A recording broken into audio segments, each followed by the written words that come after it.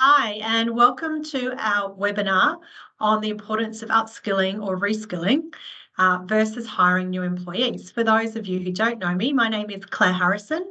I'm the Managing Director and founder of Harrison's, a Brisbane-based HR consulting firm that we established in 2009.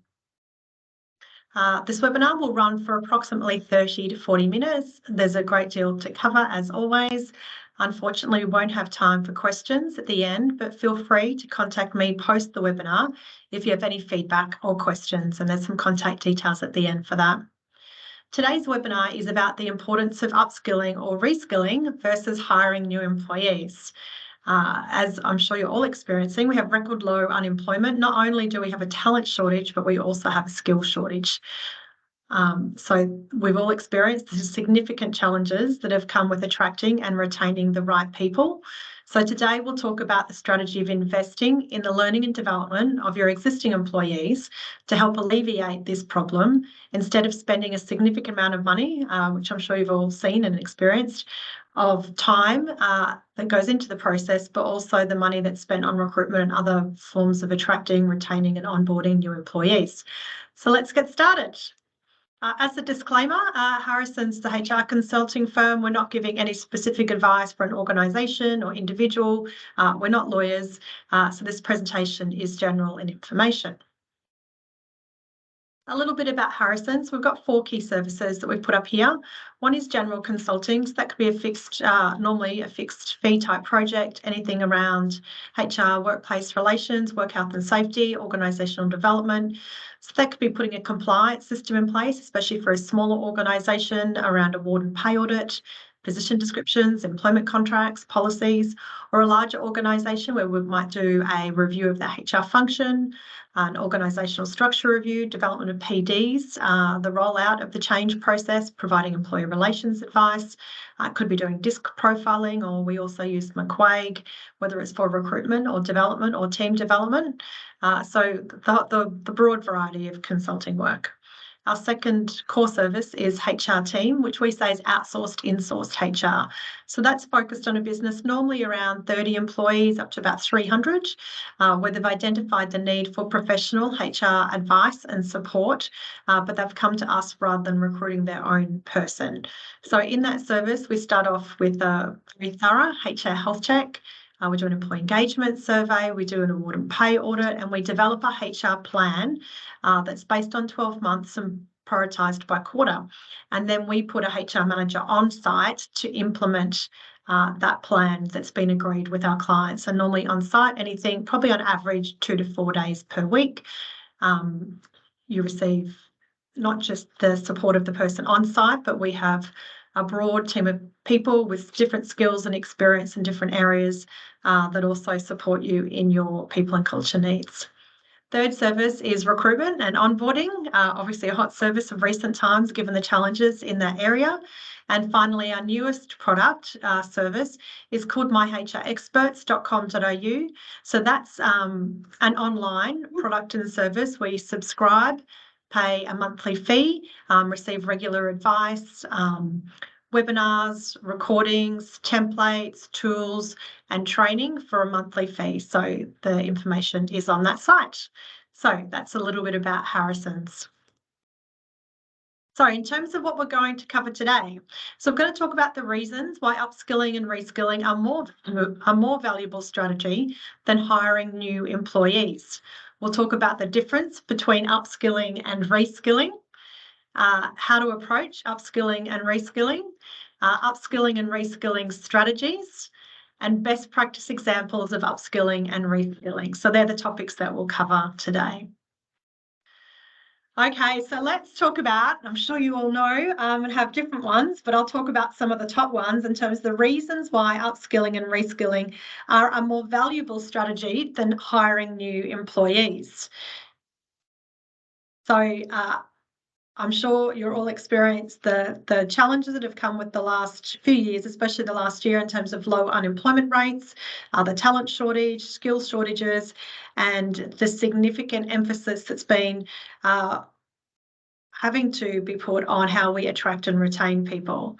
So these are just some areas. Like I said, I'm sure you'll have others, but upskilling and reskilling, we would say, is a win-win strategy for both employees and companies, as it helps to create a skilled and motivated workforce that is better equipped to meet the demands of today's business environment. So win-win all round. In my opinion, the biggest two reasons to go down this strategy are really around cost and employee retention. So if we look at cost effectiveness, upskilling or reskilling an existing employee can be more cost effective than hiring a new employee, as it eliminates the cost of recruitment, onboarding, and some of the training. Example, from a stat around employee cost perspective, a company that's got 1,000 employees with a 10.5% annual turnover.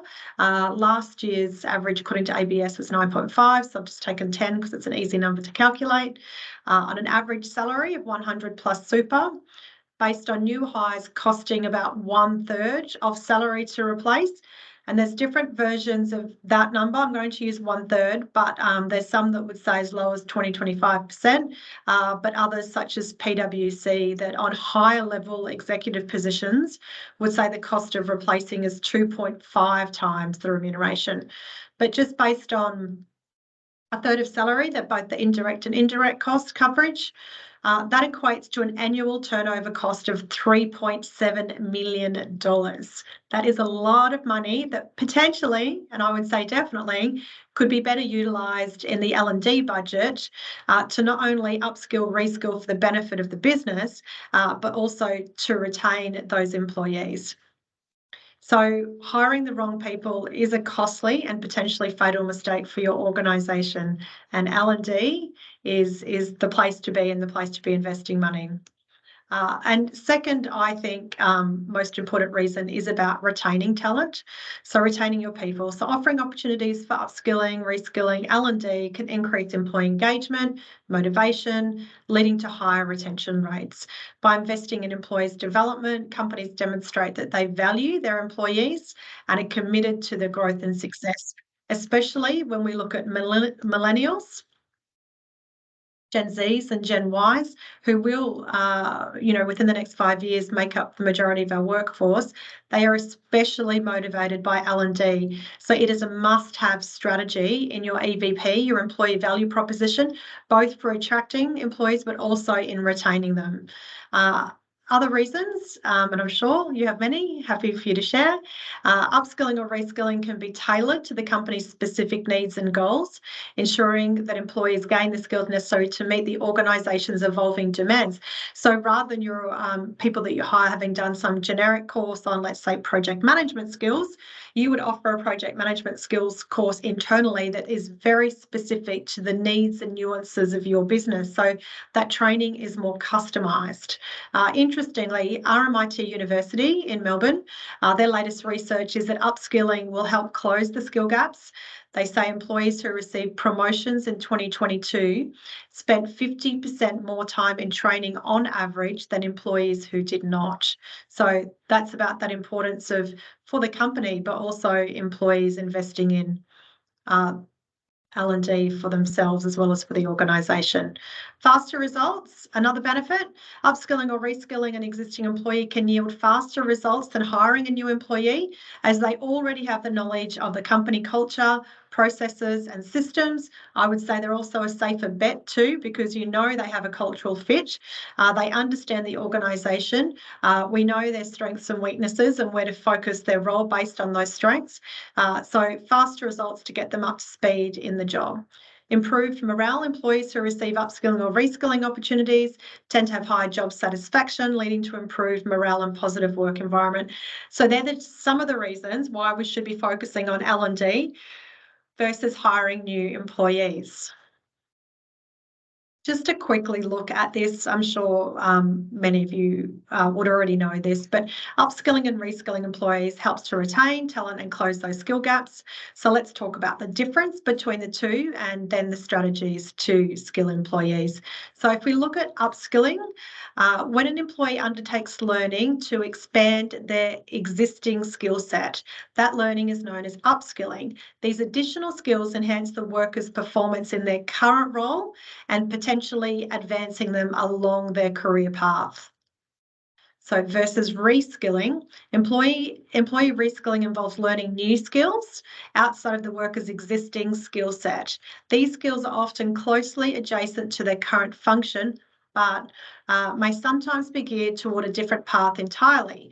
Both upskilling and reskilling apply to the development of talent, and both require the employee to learn new skills. But in short, the distinction between upskilling and reskilling is the result. The processes are similar in that they help employees expand their knowledge, but they differ in the nature of the skills learned and in the end goal of the learning. What I've said here in the presentation, upskilling advances talent on a linear path, such as career progression or a manager role. Reskilling is more around lateral movement, like being redeployed to learn a new technology as a result of an organisational change. So that's the difference between those two. Okay, so then we look at how to approach upskilling and reskilling, which is really about how we approach learning and development. And as those who work in the function would know and have experience, this is a very comprehensive process that needs to be undertaken. So these are just really high-level steps, but it needs to be very comprehensive. So let's just go through from a top level what those steps are. Upskilling and reskilling employees involves a strategic approach that includes several steps. So here are some of just the general guidelines. So firstly, assess the skills gap. So the first step is to assess the current skills of your employees, identify the skills that need to be developed to meet organisational needs. This can be done through employee surveys, performance reviews, or skills assessment. I would say the place before that, if it's not in place, because to be able to assess the skills, you actually need to know what the skills of your organisation requirements are.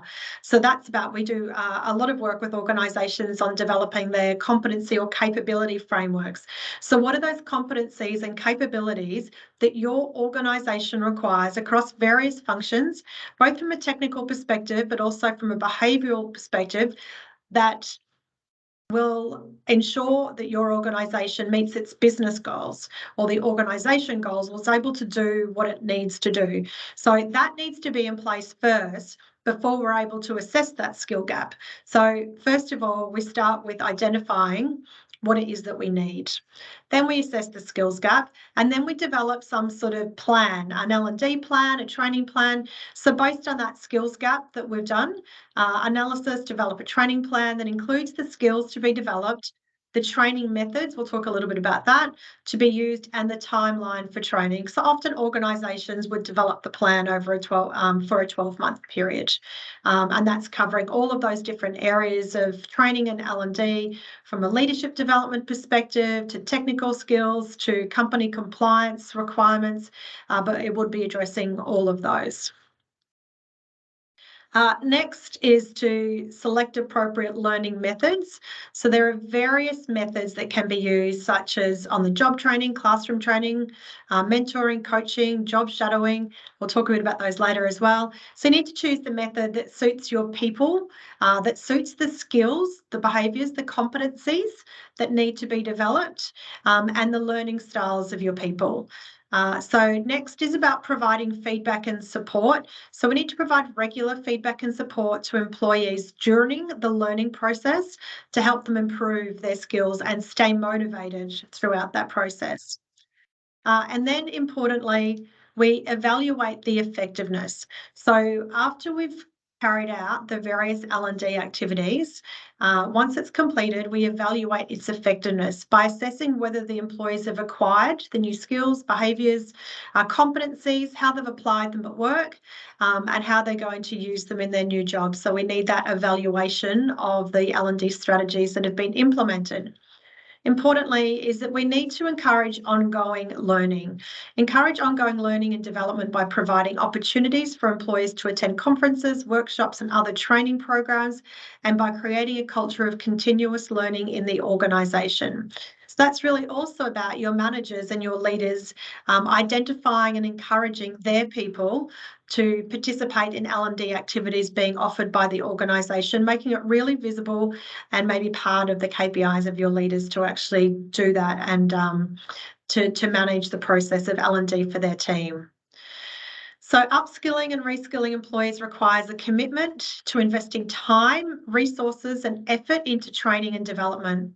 However, the benefits of a skilled and motivated workforce, as we've said, can far outweigh the costs that are invested in the L&D's activities, and a much better investment, like we've said, than going out and hiring new employees.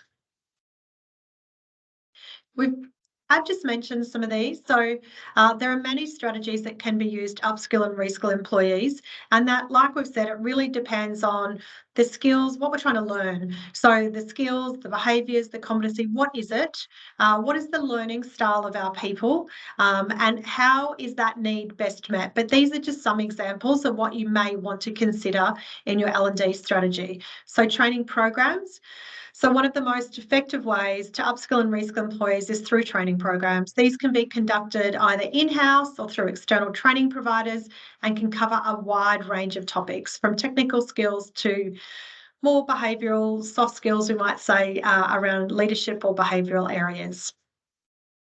Next one, which is really important for that ongoing implementation of the learnings, is mentoring and coaching. So pairing employees with more experienced colleagues can be an effective way to transfer knowledge and skills. Mentors can provide guidance and support, while coaches can help employees develop specific skills. That's just the difference between mentoring and coaching there, but really important. It's very, it's one-on-one normally, so it's very specific to the employee and their learning and development, and a really good way to ensure whatever's being learned is actually practically being used on the job as well. Job shadowing. So employees can learn new skills by observing colleagues in action. Job shadowing can be a valuable learning experience, especially when combined with mentoring or coaching. Cross-training. Many organisations use, providing opportunities for employees to work in different roles or departments can broaden their skills and knowledge. Also a really good retention tool. Those lateral moves, getting people into a new role that's interesting and engaging and learning something new for them.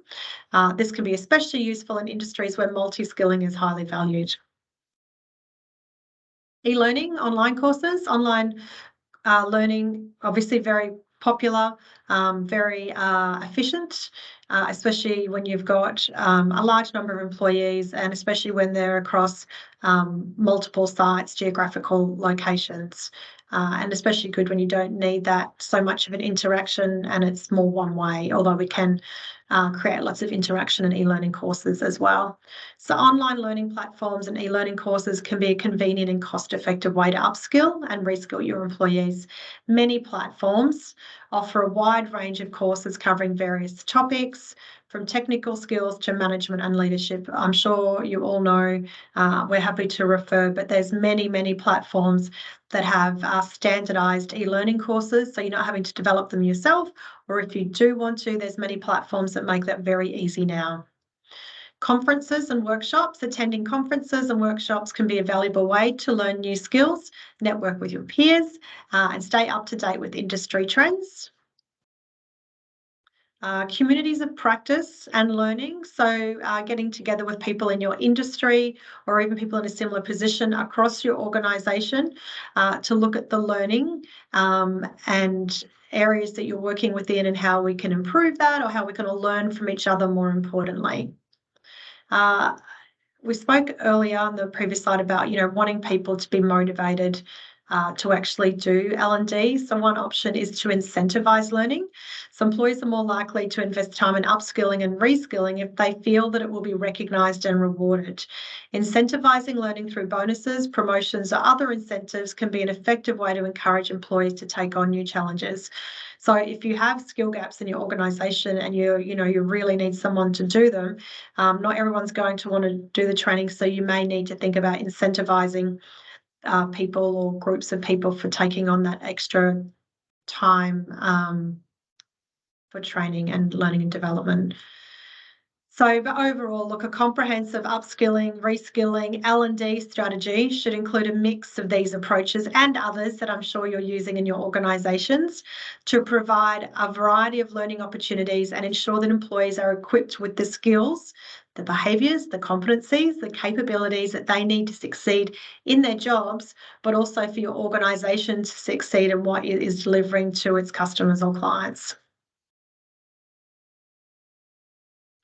Okay, so let's look at some best practice examples of upskilling and reskilling. I'm just going to talk about a few, then we'll go through a few more in a little more detail. But many companies recognise the importance, thankfully, of upskilling and reskilling their employees and have implemented programs, a huge variety of programs, but we're going to talk about some different types to help develop their skills. Here are some examples that I'm going to talk about. So one is a typical example, I would think, is we're working with Mackay Regional Council to develop their graduate recruitment and development program. So that solves and ticks a lot of boxes for them in terms of resourcing. They need people, but also the development of these people. So we are doing the graduate recruitment side for the first year and designing that. That's across all disciplines, engineering, HR, various other roles. So, but part of also what we're developing is that competency framework for graduates to be developed over their first few years in the workforce. So graduate programs are very common, and I think really important to bring in those new skills and, you know, that upskilling, reskilling of people, getting them in at the ground up and into your ways of doing things is important. So graduate recruitment programs, I'm sure, and development programs, I'm sure you've all had experience with that. Looking at some of the corporates and what they do. So Microsoft has a program called Microsoft Learn that offers a wide range of online courses and certifications to help employees develop their skills and stay up to date with the latest technologies. IBM has a program called Skills Build that offers free online courses in areas such as cybersecurity, data science, and AI. The program also provides job placement assistance for graduates. Accenture has a program called Skills to Succeed that provides training and skills development programs for disadvantaged groups outside of the organisation, including refugees, veterans, and young people. PwC has a program called New Ventures that provides employees with new opportunities to work on innovative projects and develop new skills in areas such as AI, blockchain, cybersecurity. Google has a program called Grow with Google that offers free training and certification programs in areas such as digital marketing, data analysis, and IT support. Others are more that have a focus on that grow your own type strategy. So Sofitel has a career mentorship global ambassador program to take people from students to from the hotel schools and put them on an 18-month program, similar to the graduate development programs. Mars Corporation and National Australia Bank have their leadership academies. Graduate programs exist across most of the big accounting and law firms, such as McCulloch Robertson have a graduate program for students of law. Simplot Groups, they have a hackathon by offering internal innovation generating projects. So they're just some of the many examples that exist to develop workforce, to stay competitive for the organisation, but also to, you know, keep people engaged and retained within their organisations. And, you know, most importantly for them, when we're talking about reskilling, it's normally around the evolving needs of the organisation. And that's often around some sort of technology change that's happening. So it helps the organisation when reskilling to keep up with that. So I'll have a look at a few more in a little bit more detail. So one is so are a global media agency. They're multi-award winning across both being media agency, but also as an employer of choice. So just recently, they were crowned the Media Agency Global Network of the Year. I had the great pleasure of interviewing who was then their CEO of Australia, Matt Baxter, for my book a few years ago, and he was inspiring as a CEO. At the time, they had just won the BRW Best Place to Work Award. They had 90 employees in Australia working with companies like Coca-Cola, Sony, and Lego. Matt was passionate about his commitment to people and culture, naming the 3 highest priorities as communication, rewarded recognition, and training and development. They had a very creative, obviously, and young workforce, I would say. Matt talked about his passion of, and I say young because there's a high, different and high expectation on the EVP and the employer on what they need to be offering to retain millennials as a generalisation. So Matt talked about his passion of growing their own talent by promoting and working hard to really retain those talented people. He said money talks, but we're not talking about money in terms of salary. By this, he meant their investment. So they've got 90 employees and they had an investment of 3 people working in their L&D team and a budget of $1 million for employee development. They had a myriad of other strategies around employee retention and development, including, which was interesting, they had a lot of smallish organisation. They had created this 15-level organisational structure, but what that meant and was really aimed at retaining the millennials is that they received more regular pay increases and promotions. So they were smaller, though, than what we might experience in other organisations, but that was a really strong retention strategy, engagement strategy to keep those millennials engaged at UM. As well as that, they had quarterly, they'd close the office and go out and do charity days together. Each quarter, they'd give out a Star Employee Award, and that person had an actual star named after them, a real star. They could look up into the sky and somehow see that star that'd been named after them. They would have, each employee would have an allocation of coffee and beer gift cards that was specifically focused on those employees, giving them to their co-workers as a sign of gratitude, have a coffee with me or have a coffee on me, have a beer on me.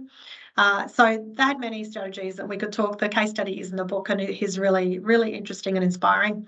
And now living, I think, overseas in New York, heading up one of the global media agencies businesses. have been incredibly successful in Australia and globally, both on the front of being a media agency, but also an employer of choice. So they must be doing something right when we talk about their investment in their people culture and specifically their L&D strategy. A larger organisation, Amazon. Amazon believes all employees should have the opportunity to learn new skills and build their careers. They have what they call career choice program. They've had thousands of employees earning certificates and degrees that may otherwise have been outside their realm of possibility. So since the program started in 2012, well over 100,000 Amazon employees around the world have participated in career choice and received training for high demand occupations, including aircraft mechanics, computer-aided designers, commercial truck drivers, medical assistants, nurses, and more. So Amazon pays college tuition for some of their frontline employees.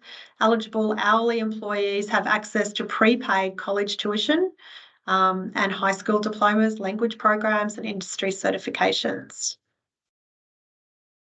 So they are expanding the program that was from 2022, to pay full college tuition for employees at hundreds of education partners across the country. So we're talking about the US. In addition to funding associate and bachelor's degrees, Amazon Career Choice also funds high school completion, ESL, proficiency certifications and other qualifications as well. So the program will be available to Amazon hourly employees who have been employed for 90 days or more. Employees have access to annual funds for education as long as they remain at the company, with no limit on the number of years they can benefit. So a great benefit as an Amazon employee. This is a bit older, this example, but it's AT&T. So you may know AT&T, they've been around for 133 years. They were in a bit of a pickle and put in a reskilling program called Future Ready. So that is their original picture, well, not their original actually, but one of their early pictures up in the top right of what they used to do. But obviously technology around phones and telecommunication has drastically increased since they were started back in Dallas in 133 years ago. So with one of the largest workforces in the world, their research showed that only about half of AT&T's 250,000 employees had the necessary science, technology, engineering and math skill that the company required moving forward. What's more is that 100,000 workers were in jobs do with hardware functions that probably that hardware wouldn't exist into the next decade. The discovery presented to AT&T with two daunting options, and we're talking to Bill Blaise, his name was, who was their VP for HR. His quote is saying, we could go out and try to hire all these software and engineering people and probably pay through the nose to get them, but even that wouldn't have been adequate to get the people that they needed, he explains. Or we could try to reskill our existing workforce so they could be competent in the technology and the skills required to run the business going forward. So one reason companies such as AT&T have opted to retrain is obviously the high cost of employee turnover and rehiring, as we mentioned earlier. The median cost of replacing a worker, they say, is 21%. So that's the lower end, and that's but as you know, we say the percentage rises as the base salary increases. Retraining workers for new or more highly skilled jobs also allows a company to keep valuable institutional knowledge in place, was really important to them. So $1 billion web-based multi-year effort for them that includes online courses, collaborations with different providers and leading universities, and a career centre that allows employees to identify and train for the kinds of jobs that the company needs today and down the road. So a huge $1 billion investment for AT&T that's paid off. This is another more local client that we've worked with. So Ability First Australia is an organisation that is in the disability services sector with a number of organisations that are their members that they work on behalf of. So Harrison's worked with Ability First Australia to design a new Diploma of Leadership and Disability Services. So the issue that I'm sure, just thinking who's on, if any of you come from disability services, it's been through a lot of change lately with the NDIS, and also, low rates of pay, low qualifications of people, but also is significantly growing. So one of the challenges that they had was about people working in leadership roles within the sector, not being able to attract the people, one, because of the sector, but also two, because of the pay in those sectors. So what, as an industry, they decided to do was to heavily invest in the learning and development, upskilling, some reskilling of people within the sector to give them the skills and the qualification for them to be able to move into those leadership roles. It's it's a huge project that has government support as well.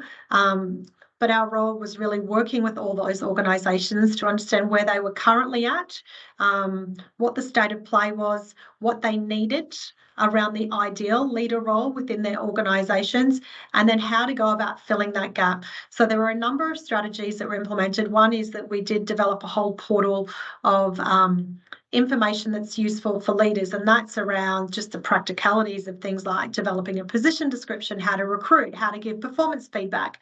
But as part of that, we did help with the design of this diploma in leadership and disability services. So it's being the only accredited qualification designed for frontline inspiring frontline leaders in the National Disability Insurance Scheme, the NDIS, to equip them with the skills and knowledge to lead a high-performing team, deliver effective services within an NDIS environment, and contribute to growth of the disability services organisation that they're working within. So that was a really interesting project. It's very innovative for the sector, and will go a long way, hopefully, to filling that gap in terms of leadership development that's much needed in the sector. Okay, so I'm coming toward the end. So where to start in upskilling and reskilling? Again, this is a high level, but hopefully a good starting point for you. So first of all, before you jump into implementing all your robust learning and development programs and strategies, it's important just to step back and just start by putting a plan in place of what it is that you need to achieve and what the goals of the program are. So this is a bit of an overview of what you need to do. So first of all, let's talk about what are the goals. So, consulting with a lot of people within your organisation to really get that buy-in and that consultation and collaboration around what is it the organisation needs.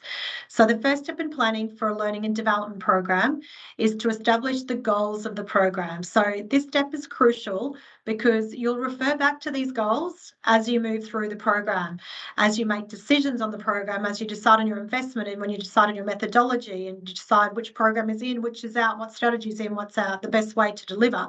So always thinking about the goals. So asking yourself, what are the overall business organisational goals that our organisation is trying to achieve? How will this learning and development program align with the overall organisational goals? And what are the necessary steps needed to achieve these goals? So start with that high level thinking involving a lot of people in your organisation. Importantly, we spoke a bit earlier about competencies. So competencies are a particular set of abilities, skills and knowledge that affect an organisation's success and set it up apart from competitors. So some examples of competencies include business acumen, strategic agility, market knowledge, communication, decision making, change leadership, driving results. So really important to develop your competency framework from the beginning, because that is what your whole L&D strategy will be based around, because no point going out and developing competencies and investing in L&D strategies if they're not going to link back to the competencies that are going to drive your organisational goals. So really important, and like I said, we've developed quite a few of those recently and happy to help with that.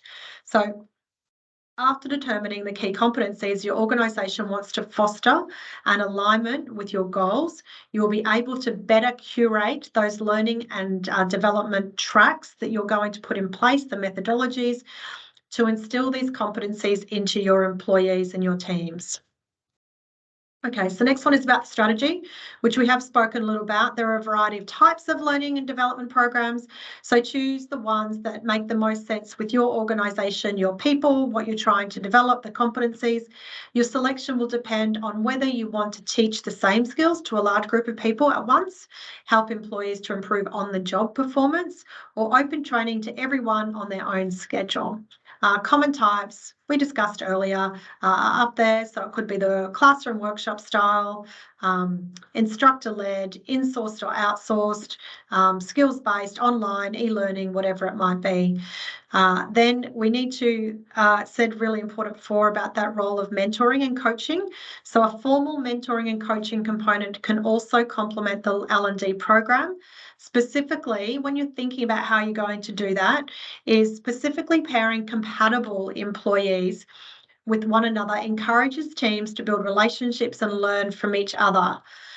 To that end, it's important to match mentees with the mentors whose areas of expertise match the mentees' desired area of growth to ensure that the relationship is mutually beneficial. As a result, less experienced employees can be challenged and learn, while more seasoned employees can grow from the experience as a leader and mentor. So just important to think about how you're doing that. We talked earlier about encouraging engagement in your L&D strategies. So in order to ensure the longevity of your L&D program, it's essential to foster strong engagement. In particular, encourage managers, leaders to suggest training for employees and create a recognition system for employees who participate in training. Employees can also share completion certificates and comments about different trainings internally or internally on platforms like Slack, Yammer, MS Teams. This strong sense of engagement will then encourage others to participate and ultimately lead to a long-term success of your L&D program that you're implementing. Like we said before, you need to measure the results, the effectiveness of what you're doing. So finally, despite the fact that it's often overlooked, it's extremely important to establish a way to measure the effectiveness of the L&D program. So once it starts to gain traction and you've got some people through, really important to start measuring the results. So first, determine whether those initial goals are being worked toward and met that you established back at the beginning. If they're not, then you need to identify the gaps where you may need to adjust the strategy by considering the following questions. Is employee productivity improving? Are managers noticing improved employee engagement and satisfaction? Are there any reductions in employee engagement employee engagement increase and turnover decrease? Are employees feeling more successful? Has your employer brand presence improved externally? Any comments or feedback that you're getting through the recruitment process? Are you able to quantify results based on your overall goal? So just, putting some measures in place. And think about that when you're actually goal setting at the beginning, thinking about right at the beginning when you're establishing goals, how are we going to measure the success of our L&D strategy?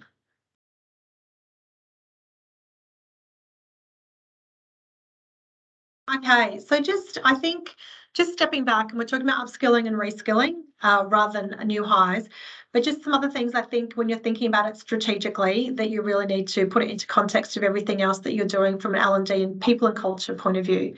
So as I finish, I think some questions for you is asking yourself, how do we identify future leaders, top talent and high performers within our organisation?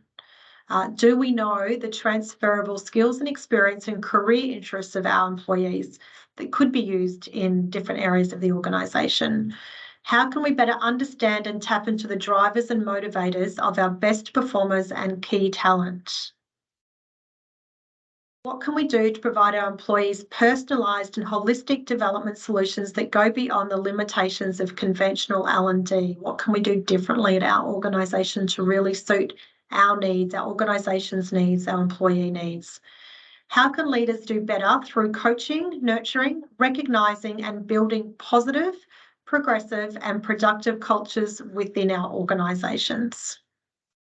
Some questions for you to think about that I think if you're thinking more holistically about the L&D strategy need to be answered to really think about how it's going to work best in your organisation and where the improvements could come from. So thanks for listening.